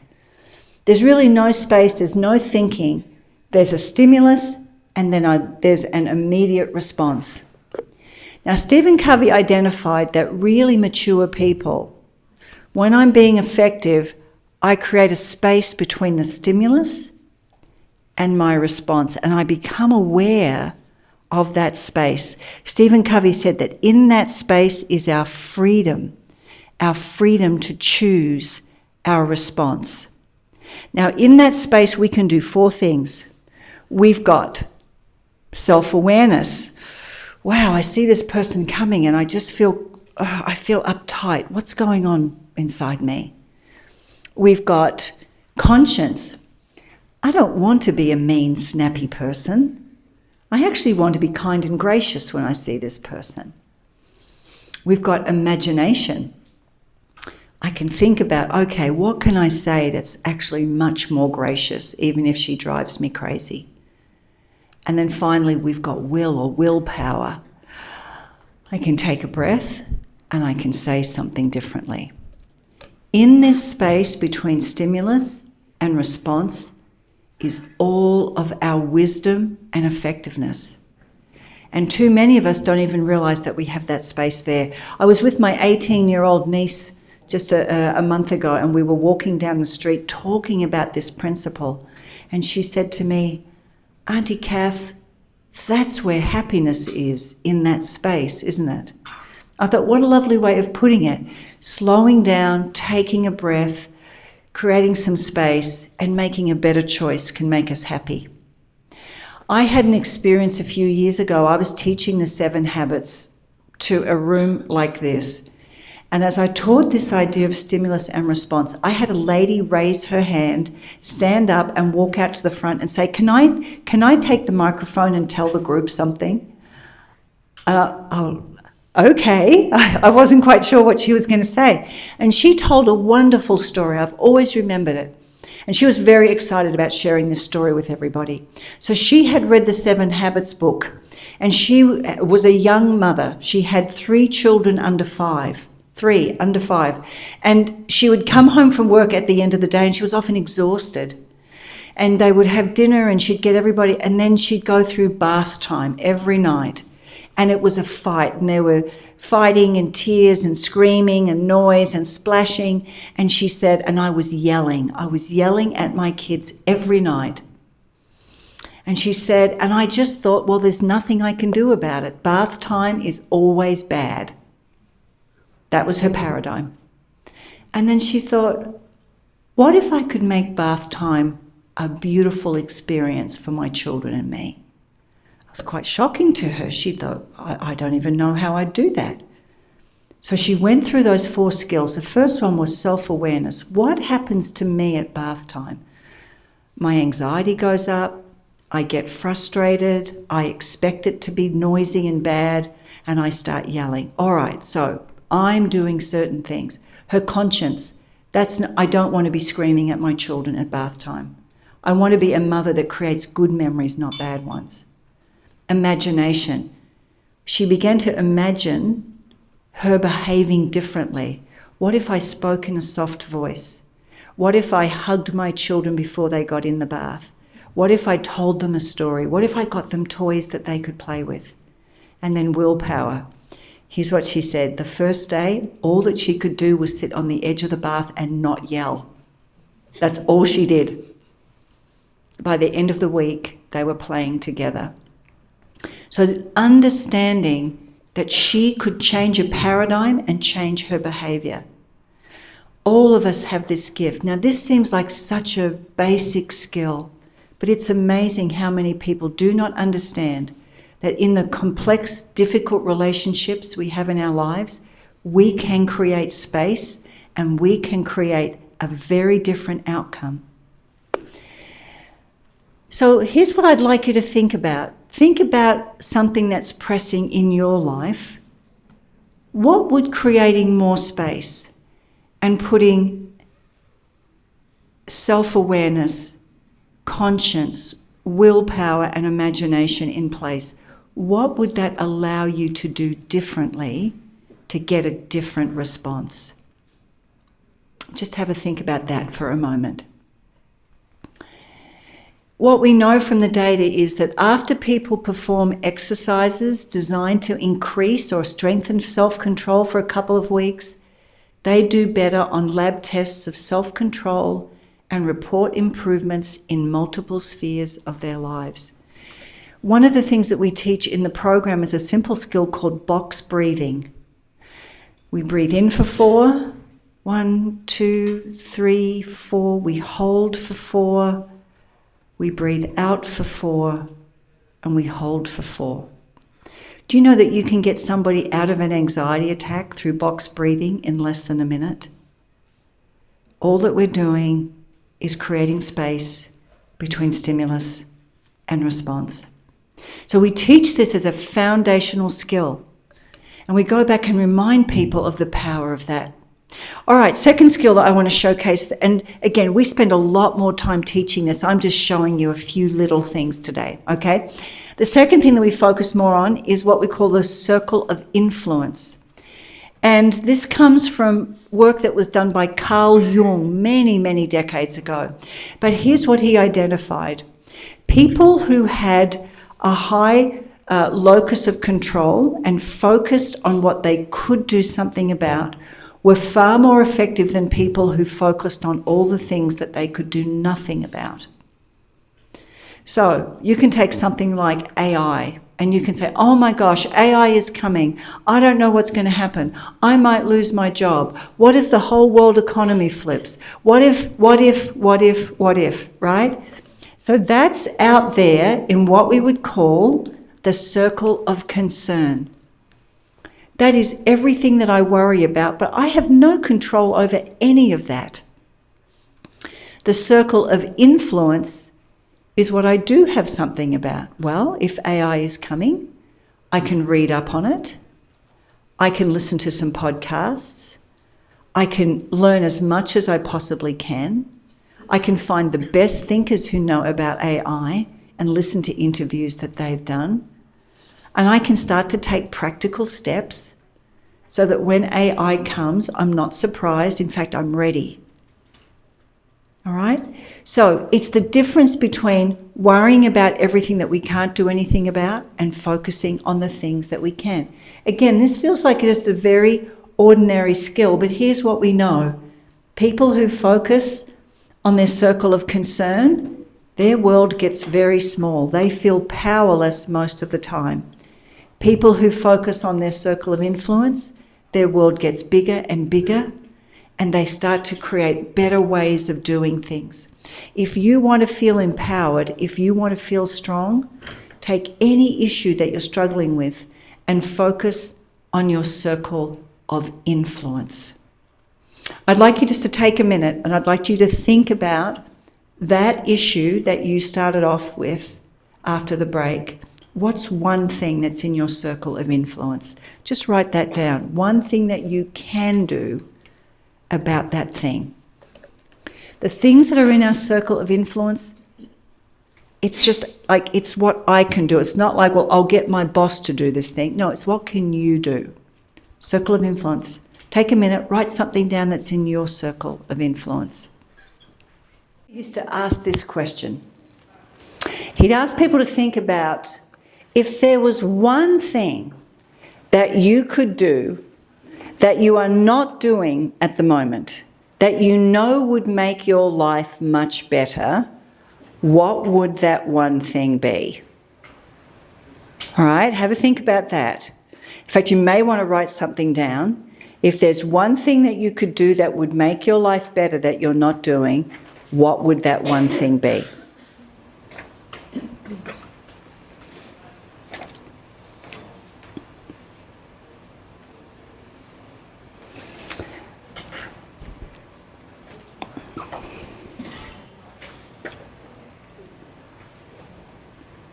Now, I've asked this question to many, many people. I've heard everything like, I need to get more sleep, right? I need to spend more time with my family. I need to start exercising more. I want to eat better. I've always wanted to write a book. I just want to start writing that book. I want to run a marathon. I mean, it doesn't matter what, we've all got something that we know. Gosh, there's one thing that I wish that I could do, and I think that I would be happier or more balanced if I did that thing. Now, the big question is, why aren't we doing it? If that one thing would make your life better, why aren't you doing it? I mean, it sounds easy, right? If I said to you, gosh, the one thing that would make my life better is going to bed earlier every night. Well, how come you're not doing that? Now, when I ask that question, people tell me lots of things. I'm too busy. I don't have time. I feel guilty if I do that because I feel like I should be doing other things. Okay? So lots of reasons why we don't do it. What I want to do is focus on habit 3, and this is the freedom habit. This is how you think about time. Now that we know that we can create space between stimulus and response, we can focus on our circle of influence, let's now think about how we can get that one thing and the most important things into our life. Now, here's the common paradigm. I'm too busy. I don't have time. Gosh, I had a friend recently tell me that for 20 years she's been wanting to go to Italy. 20 years. I said, why haven't you gone? Oh, well, she gave me a whole list of things. I said, do you know it's really easy to get to Italy? I've been there 8 times. And I said, because when you want to go, you can make it an important thing. And I said, why don't you and I get a plan? I'll show you how to get to Italy. And so why wasn't she doing it? She just was making other things more important. But she said it was the one thing that she really wanted to do. In some ways, I think she was a bit afraid of it too. You know how you can say, oh, I really want to do this, but then I think, oh, that's going to be hard. And so we don't. Okay, so I'm too busy. I don't have time. Here's the new paradigm.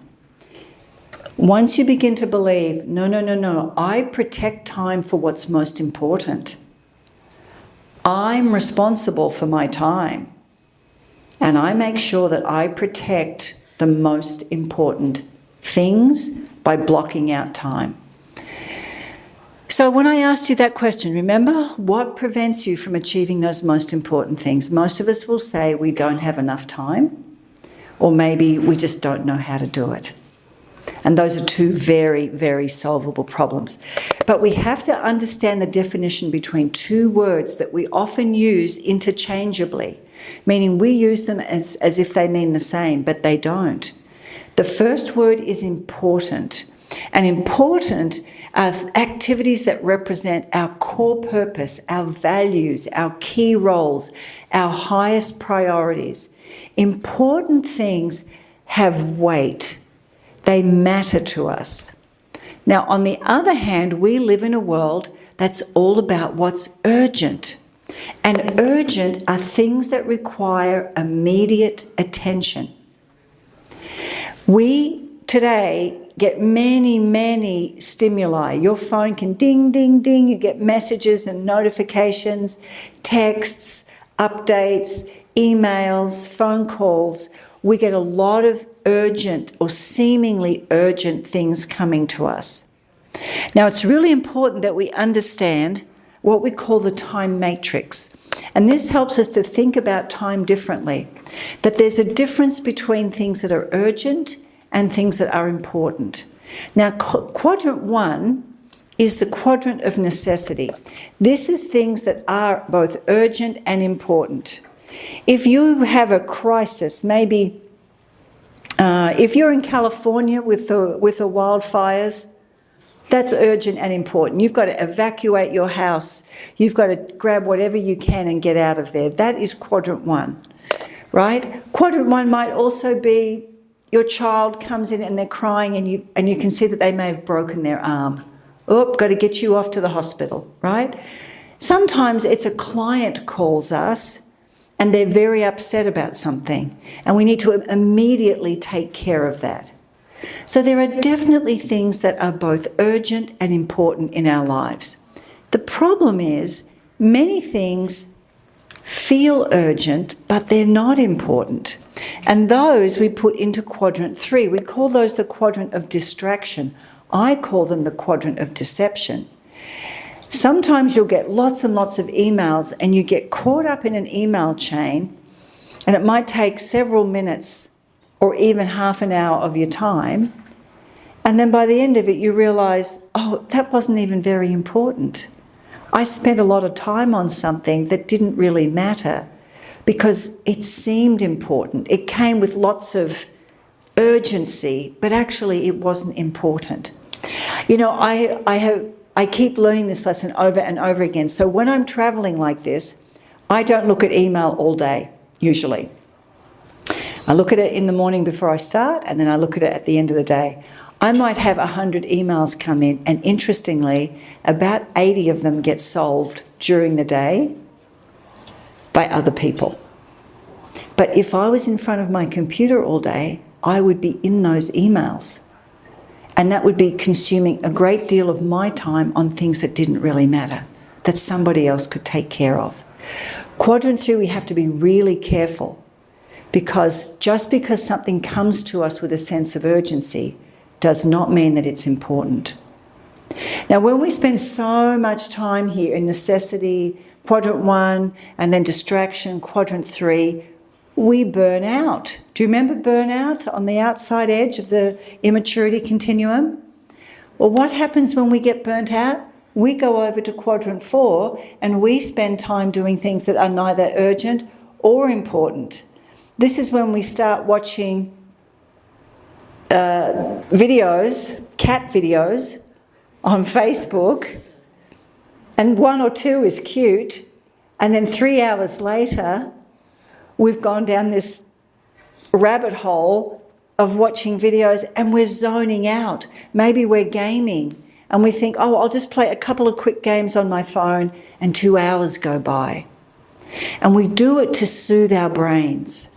We do it because we're burnt out and we're overwhelmed, but it gets to a point where it starts to make us feel bad. Have you noticed this when you watch the first episode of that series on Netflix, and then you thought, I'll just watch one more, and then you watch the next one, and now it's after midnight and you're really tired, but you watch the 4th one, and then in the morning when you get up, you're just exhausted and it's kind of wrecked the next part of your day. Quadrant 4 is when we go when we're burnt out. We do it to self-soothe, but it stops feeling good pretty quickly. Now, we know that we need rest. We know that we need relaxation. We know that we need fun and play and love and relationships. We need to plan. We need to be prepared.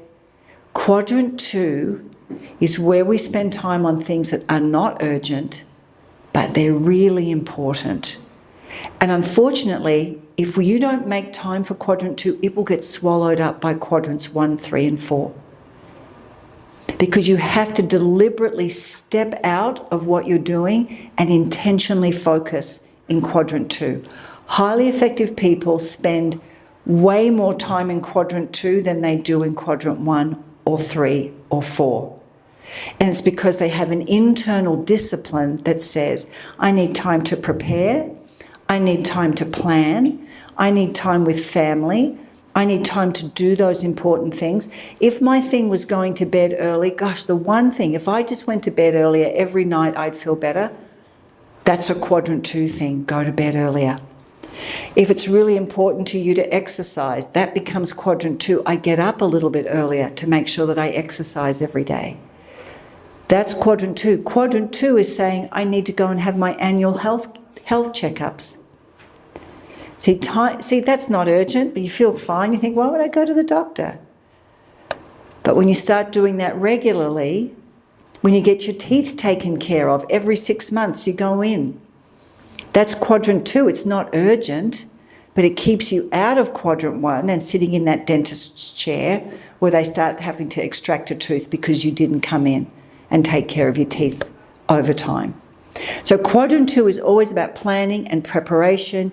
It's the things that we do early to help us get long-term benefit.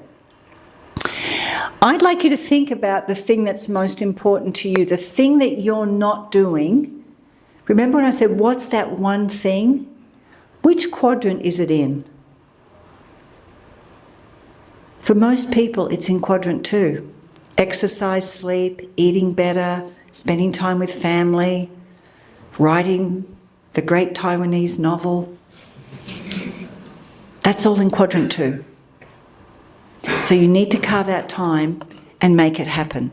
I want to share our new Big Rocks video where we teach this principle of prioritizing, understanding what's most important to you and making time for it. So let's have a look at this.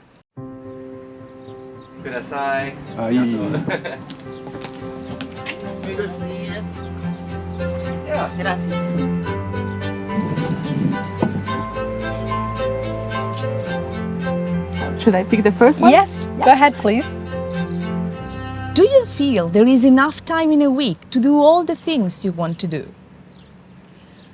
Definitely not. No. No. No. No. Okay. It always feels like I'm so full of things I have to do, like taking care of my child, Cleaning, doing the dishes. Walking the dog. Cercare parcheggio. A Roma cercare parcheggio. Yo soy estudiante y además tengo también mis amigos. Y es difícil encastrar todas las actividades. いや、感じたことはないです。感じだよね。もう寝る時間だけでもすごい時間かかりますし、本当。Giusto questione di sapere ritagliare i tempi per ogni cosa. Cosa che tu non sai fare. Okay, my turn? Yeah, okay. absolutely. Okay, this jar represents all the time you have in a week. Okay. Got it. The pebbles inside represent the small activities that take up your time. You have to fit as many of the big rocks into the jar as you can without going over the top. Obviously, we cannot put all of the big rocks. Yeah, I don't think so. That's not gonna work. So we have to select. Yeah. Family, right? Yes. Right? Yes. Family is the biggest rock we have. So let's put right in the center. If I don't exercise, my mood gets really bad. So Yeah, I think I need to put this. That's true. Cura di sé. Dai, senza cura di sé non... Secondo me il vado dentro. Vai. これ飲み物ってないね、飲むとか。飲み物ないですね。ないですね。セルフケアが飲み物じゃないか。セルフケアはね。Metto qua la famiglia, las relaciones. Il servizio alla comunità proprio sta lì, non so che nessuno. Metas en la vida, hay que tener metas, abundantes metas. You know, it's exactly what my cat does. Yeah. Vabbè.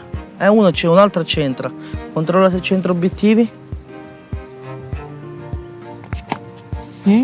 C'è, dai, basta. Ok. When you look at the rocks inside and outside of the jar, how do you feel? Betrayed. Betrayed. Che qualcosa è rimasto fuori. Posso dirti che sono soddisfatto secondo me, cioè tutto sommato. Gli amici sono rimasti fuori. Mi sento molta responsabilità di tutto, della mia vita, di qualsiasi cosa. It seems like I had to choose between family and relationships and career. So this is sad. I'm happy that this is just an experiment and this isn't really my life. But I think it kind of feels real. Under the table, there is an empty jar. oh, okay, all right. Ah, c'è un altro. Take it out. That's wow. Ho ho. This is it. How would you feel your jar differently now? Oh, wow. Wow. This is the big question. Con tutte le big rocks. Okay, let's see that this goes somewhere at the base of it. Family. Okay, yeah, you can do it. Oh, Okay. nice. C'entra tutto. Let's do this together. So every day. Yeah, teamwork. Yeah. Oh, like this? Yeah. Every day issues fit too. Yeah.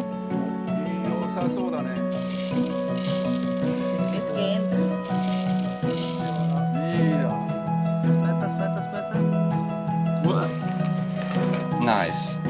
Ah. Oh, good. Well, that was my doctor's appointment. Yeah. だからやっぱり先にこういうことをしない。スマホを見るとかしないで先に大事なことからやるということ。 Basta un attimino organizzare meglio i sassolini, quelli piccoli, le cose piccole. Ah, un'altra cosa, che noi pensiamo di non poter fare delle cose, ma in realtà siamo perfettamente capaci.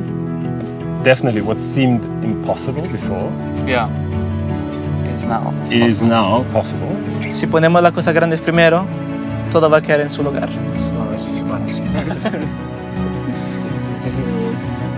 I like it. Yeah. Well, thank you for this. Thank you.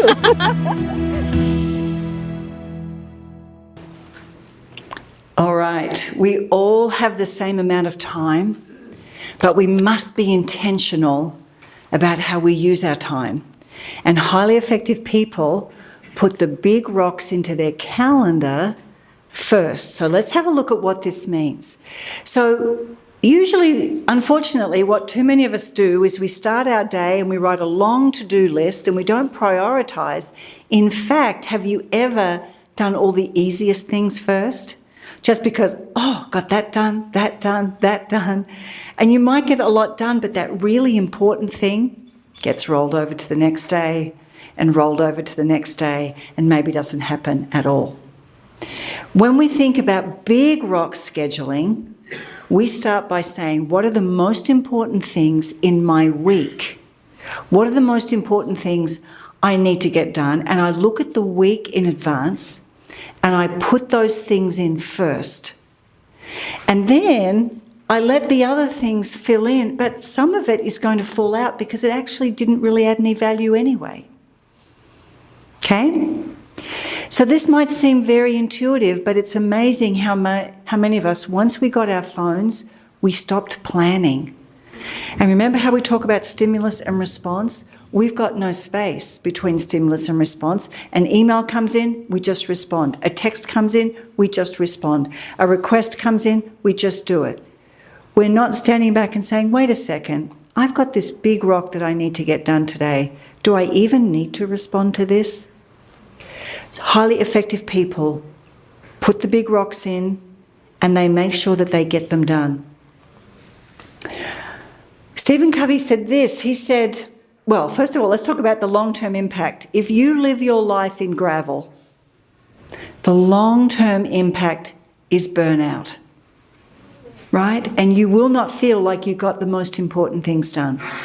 Do you remember effectiveness is getting things done today in a way that helps you get things done tomorrow? This is what Big Rocks planning does. Stephen Covey said this. If you were to ask me what single practice would do more to increase the balance in your life and your productivity than any other, it would be this. Plan your week each week before the week begins.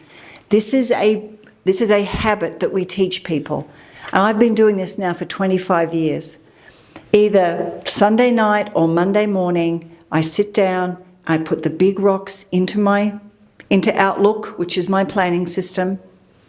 And that big rock could be everything from remembering my friend's birthday, having that difficult conversation that I need to have with somebody, getting exercise, making sure that I actually block that I don't do late meetings anymore. I used to do meetings from, all hours, and I realized I'm not effective. I'm just reactive when I'm doing that. So I'm very, very clear about the hours that I work, and I'm very productive within those hours. So plan your week each week before the week begins. Sometimes something's going to happen. Someone's going to have an emergency and you'll have to move something. But 80% of the time you'll get those big rocks in. It's going to transform your life. All right, so today we've just touched a little bit on the 7 habits. There is so much more beautiful content. You can see the quality of what we teach. And we help people to internalize these habits. These new materials are on your tables. You're welcome to have a look at them. We have reproduced everything for a much younger, modern audience, for digital natives, people who understand technology and are highly skilled, but really need to build these social and emotional intelligence skills. All right, last few minutes, let me share some things about how we think about this inside of an organisation as we're finishing up today. Do you know, I'm a busy leader. I'm the GM for FranklinCovey in Australia and New Zealand. I have a team of people. I have a lot going on. I spend a lot of time thinking about strategy. In fact, I went to business school. I studied strategy. Do you know what I didn't do any classes on? I did strategy, finance, marketing. Nobody gave me any, there were no classes on culture, people. Now, some of that's changed, but for many of us as leaders, we've had to learn this. Your strategy is like a seed as a leader, but your culture is like the soil. And so depending, we often don't think about how good is that soil. Now, our people are our culture. In fact, when we think about culture, culture is simply what the majority of the people do the majority of the time. And it's based on the values that you have, the norms, the shared behaviours. One of the beautiful things about doing 7 habits inside an organisation is that people start to have a shared language.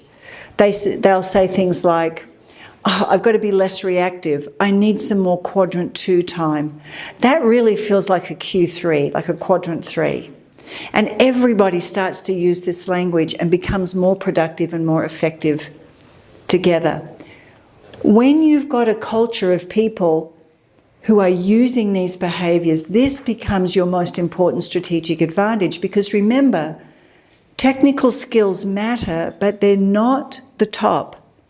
You need technical skills, but you need EQ skills in addition to those technical skills.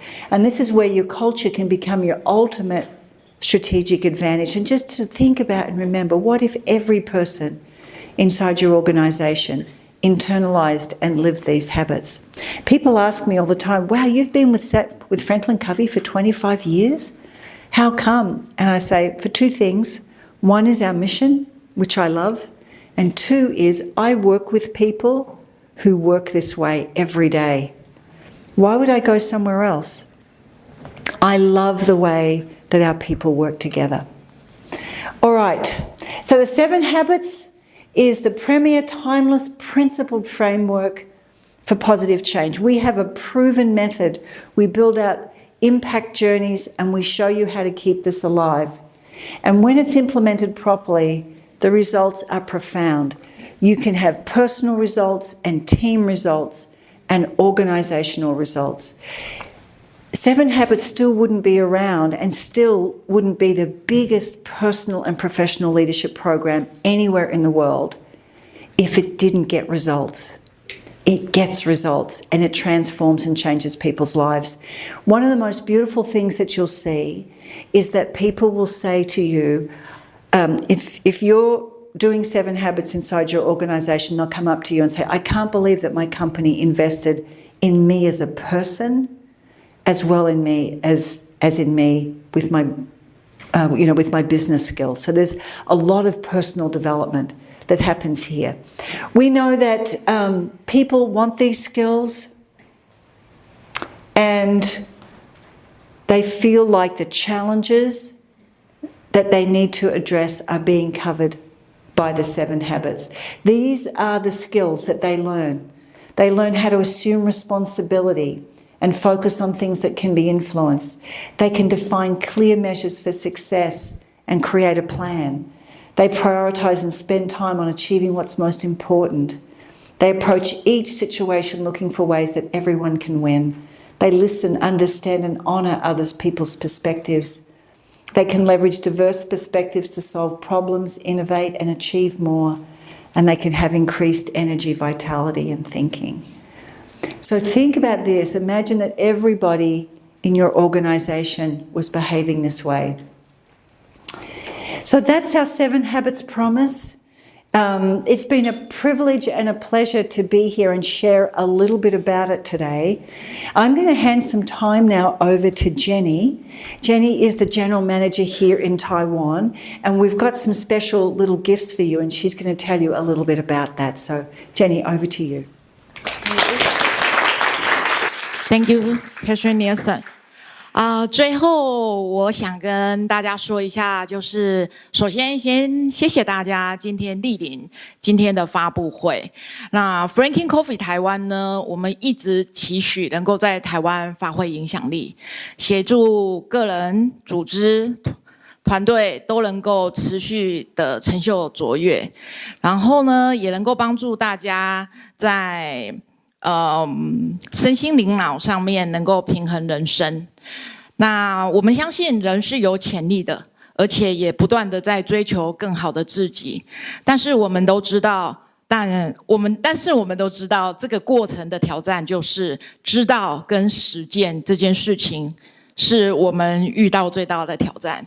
所以呢，因此我们在7习惯升级的第4次这个发布会的这个版本呢，我们的团队决定呢，就是推出7习惯均衡人生 LINE 贴图，陪伴大家在日常生活中能够持续选择、应用与实践。